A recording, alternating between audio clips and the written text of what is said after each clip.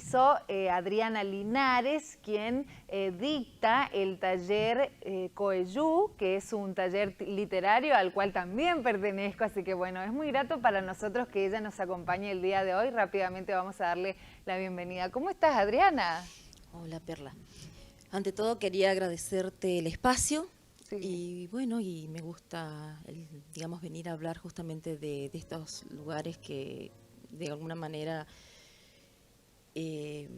dejan que la gente se exprese, pero no solamente se exprese, sino que haga Sí. literatura, es decir, que entienda que la palabra es algo que no es solamente escribir solamente, sino que además Sí. requiere cierta dedicación, cierto Preparación. compromiso, sí, sobre todo eso, compromiso.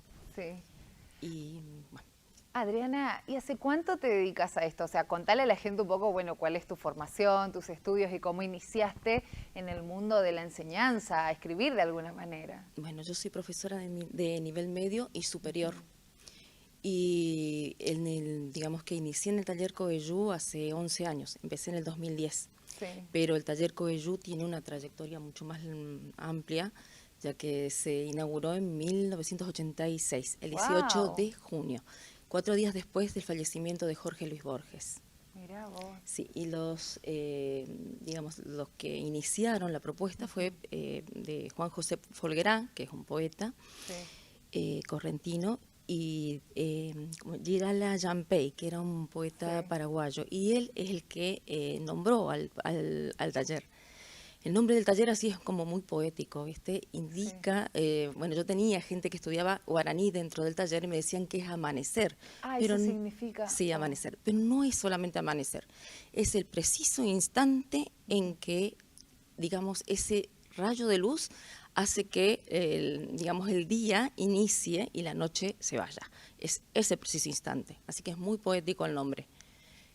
Bueno, y esos son los inicios. Eso me contaba la profesora Elena Celada de Fiorio, que condujo el taller hasta el 2008, de 1986 a 2008 hasta que se jubiló. Qué lindo, Adriana, y enseguida vamos a pedirle a nuestro señor productor que por favor pueda también compartir mientras estamos charlando algunas imágenes de lo que era, bueno, los cursos antes de esta pandemia y también a través de la virtualidad, porque tuvieron una continuidad online, ¿no? Sí, todo 2020 y hasta el principio de 2021, hasta agosto, lo hicimos en forma virtual.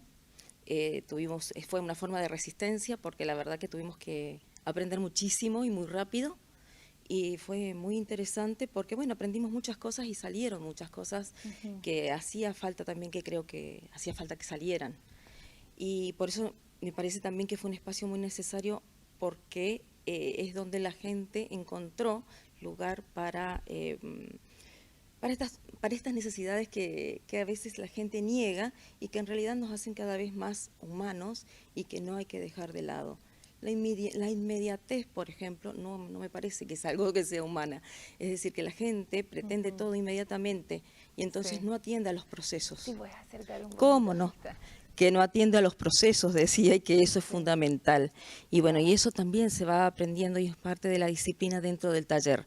Aprender que escribir no es algo instantáneo, que lo primero que surge no es literatura, que bueno, que no todo lo que se escribe lo es. Pero bueno, el taller lo que pretende también es cubrir distintas necesidades. Y la gente viene al taller por distintos motivos. Qué lindo, ahí podemos observar, mira Adriana, algunas imágenes de, por ejemplo, cuando estaban en la virtualidad. Seguimos en la virtualidad, tenemos Una mixtura. Una mixtura, sí. Sí, o sea que también están los talleres presenciales y virtuales. Los virtuales. Bueno, y contanos algunas experiencias que hayas vivido a través de tantos años de enseñar, algunas experiencias gratas, otras no tanto. Y para mí casi todas las experiencias son gratas, en el sentido que siempre todo te deja una enseñanza y aprendes no solamente enseñando, digamos, enseñás pero también aprendés, no es que solamente das, sino que también recibís muchísimo. Claro. Y entonces para mí, por ejemplo, cuando la gente va evolucionando, cuando la gente, por ejemplo, deja de escribir como escribe todo el mundo y ya comienza a entender que, por ejemplo, que la buena literatura surge de la simplicidad, pero que no surge de la simplicidad de la haraganería, que lo hablamos en el taller en algún momento, sino de la simplicidad que surge de cantar, es decir, de corregir, de manejar técnicas de escritura, técnicas de corrección, entender que la literatura, digamos, es un oficio, pero no necesariamente quiere decir que esté vedado o que es para elegidos, sino que la literatura cumple distintas funciones. Entre esas funciones, por ejemplo, hay gente que se acerca porque necesita por ahí desahogarse. Hay gente que se acerca porque disfruta el proceso, digamos, la literatura, digamos, leer. Además, conoces mucho también, porque lo poco que he observado en los talleres es que vos traes a los alumnos distintas temáticas, como que nos informás sobre algunos libros, uno puede aprender también. Claro, yo insisto mucho que nadie que no lee puede escribir algo interesante. Porque lo que sucede es que cuando uno se empeña en escribir con lo que uno conoce, con el vocabulario que uno tiene, siempre escribe sobre la misma temática, con las mismas palabras y siempre da vueltas sobre lo mismo. Entonces uno no puede escribir, por ejemplo, poesía si no lee poetas, no puede leer narrativa, no puede escribir narrativa si no sabe, si no lee a buenos narradores. Yo siempre recomiendo, antes de escribir, entrar en una atmósfera de narratividad. Entonces, lee a alguien que escriba buena narrativa. Y tratamos de ver, a mí siempre me gustaron los clásicos, pero no trato de no imponer nada. Entonces, hacemos un recorrido de los clásicos a los contemporáneos. Porque en la época contemporánea se escribe de otra forma muy diferente. Por ejemplo, la literatura contemporánea es muy urgente. Entonces, porque, bueno, tenemos poco tiempo para leer, tenemos poco tiempo para todo, digamos. Y entonces, pero este espacio que nos da la literatura, yo te digo que nos recuerda que somos humanos y que es algo que me parece que no hay que perder. Porque en cuanto perdamos este sentimiento de humanidad, es cuando perdemos el sentido de por qué estamos acá. Y bueno, la insatisfacción me parece que es un sentimiento muy, muy oscuro, muy, muy triste. Claro. Qué importante lo que mencionás. Entonces, cualquiera puede escribir siempre y cuando tenga ese compromiso y esa continuidad de decir, bueno, me gusta escribir o me gustaría escribir porque es sanador, porque me gustaría de acá al futuro publicar un libro. De eso quería hablar. Sí, es importante esto de por ahí uno compartir lo que escribe, porque en la escritura es un acto de comunicación, pero no un acto de comunicación cualquiera, es un acto de comunicación que requiere una preparación. Por eso te digo, saber, por ejemplo, técnicas de escritura, técnicas de corrección, entender que lo primero que surge en forma espontánea y por ahí por la inspiración es solamente el barro con el que se va a trabajar, y después de eso hay que decantar y ver qué es lo que sirve. Por ejemplo, entender que no llenar un texto de adjetivos es algo bueno, es decir, solamente los adjetivos se colocan cuando son absolutamente necesarios, la jerarquización de ideas, saber que un buen principio y un buen remate hacen una buena historia, saber dosificar la tensión dentro de la narrativa. Son herramientas que tenés que aprender a manejar y que no se manejan de la noche a la mañana. Entonces vos decís que nadie trae esto naturalmente, sino que se lo va trabajando. Sí, por supuesto. Porque de repente, ahora vamos a mostrar la nota que hicimos con el autor Hugo Mituar, quien, médico cirujano, profesor de medicina también, dijo un día, dejo la medicina para dedicarme a escribir. Y al día de hoy él escribe literatura para...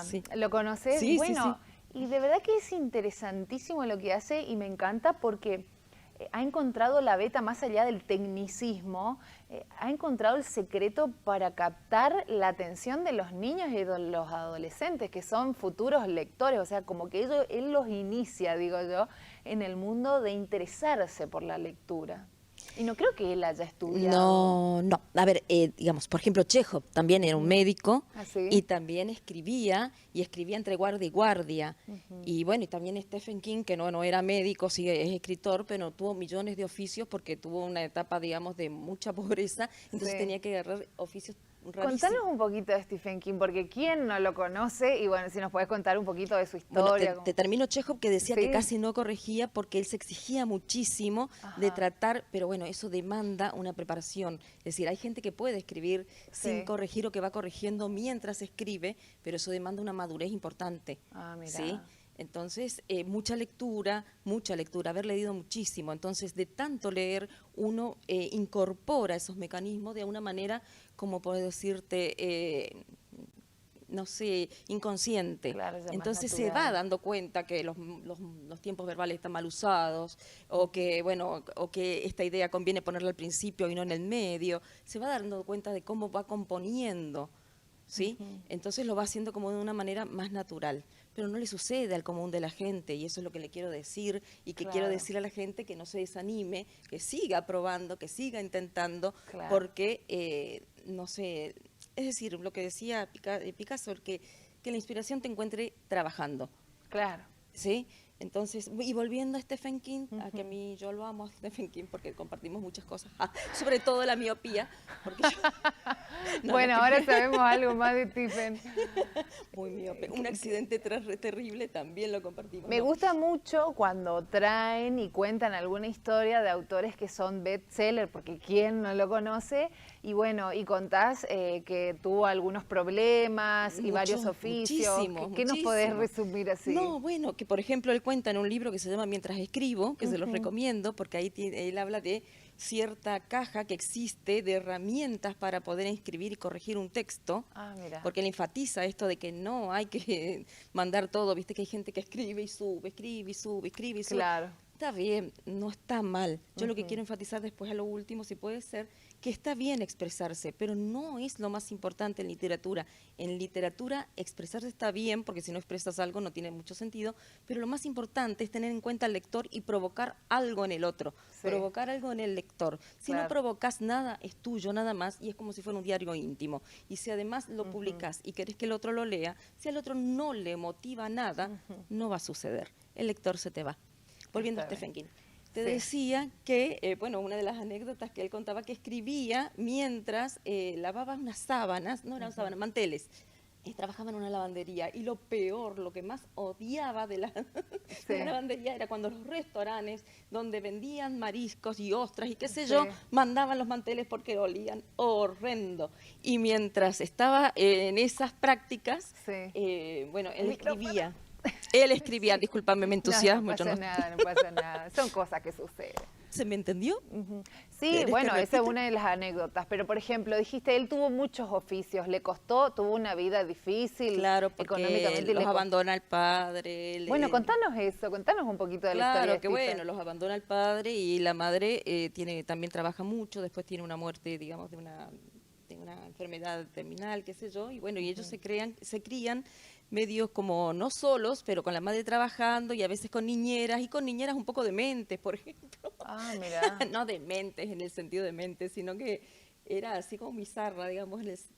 Bueno, y entonces en cierta oportunidad estaban como jugando, ¿viste? Cuando dejas cuidando a niños. Bueno, era una adolescente que los cuidaba, y competían a ver quién comía más huevos fritos, por ejemplo, hasta que él se comió como una docena de terco, y después terminó encerrado en un closet, que le dicen un armario, y bueno, y pobrecito, cuando vino la madre estaba súper descompuesto. ¿Qué te parece? Mi vida. Bueno, y después, una vez siendo adolescente y ya más adulto, ¿qué oficios? ¿Vos sabés algo de Stephen como para contarnos un poco? Bueno, la verdad es que leí muy poquito de Stephen. Tengo amigas que son fanáticas, pero bueno, como todos saben, Stephen King tiene 1000 libros, y además es de uno de los géneros que, ¿no es cierto?, que totalmente, pero ustedes no me dan bolilla, chicas. Les estoy preguntando desde hoy cuál fue su vida personal. No, de la vida personal de King no sé saber un poco nada. más sobre, no sé, para llegar a ser escritor, ¿fue el lavandero, fue esto? Bueno, digamos, tampoco te quiero mentir. Yo te cuento que él empezó a ir a una especie de taller literario, algo así, porque le gustaba una chica que usaba unas minifaldas muy lindas y que terminó siendo la esposa. Y que es su crítica en lo que escribe. Qué lindo. Bueno, qué sí, linda no sé si historia. eso te gusta, pero está bueno. Sí. A mí me atrajo eso. Sí. Y bueno, y después que tuvo un accidente importante que lo dejó mucho tiempo, digamos, en rehabilitación, por este tema que te explicaba que tiene una miopía muy alta. Mirá vos. Bueno, y volviendo un poco a lo tuyo, Adriana, en el Centro Cultural Universitario, ¿todavía hay tiempo de inscribirse? Y mira, yo ¿Cómo sigo están? tomando, digamos, lo que pasa es que está todo muy, digamos, fluctúa mucho. La gente que empezó a ir al presencial ahora se reincorporó y está trabajando, y entonces se me fue a la parte virtual. Pero sigue yendo gente en forma presencial, se sumaron chicas, por ejemplo, de medicina, y estamos ahí yendo y volviendo entre 14 y 15 personas entre la virtualidad y la presencialidad. Y sí, siempre hay un lugar, tenemos el corazón muy grande. Para una o dos personas más, no te voy a decir, porque es un taller y hay que trabajar con la modalidad de taller, es decir, proponemos las lecturas, proponemos las actividades, vemos lo que se hace lo que se llama clínica, se corrige, ¿sí? Y después hacemos una muestra a fin de año y a veces salimos a la comunidad por distintas... Incluso han participado también, ¿o no? En distintas maratones literarias y demás. Lo que hacemos es salir a la comunidad a través de algunas plataformas que nos ofrecen. Hemos salido por la plataforma de la Facultad de Medicina, por la obviamente de la de Extensión Universitaria, y después a fin de año sí preparamos una muestra donde, bueno, cada uno trata de alguna manera creativa compartir lo que ha logrado, lo mejor que ha logrado durante el cursado. Y también, bueno, hubo un concurso ahora en el Centro Cultural, que es bienal, es decir, y bueno, y también hemos tenido gente del taller concursando. Qué lindo. Rodolfo Rojas, por ejemplo, presentó un texto y está muy bueno. Bueno, Adriana, ya vamos a seguir conversando con vos. ¿Te quedás a acompañarnos en más cata de libros? Porque ahora te cuento que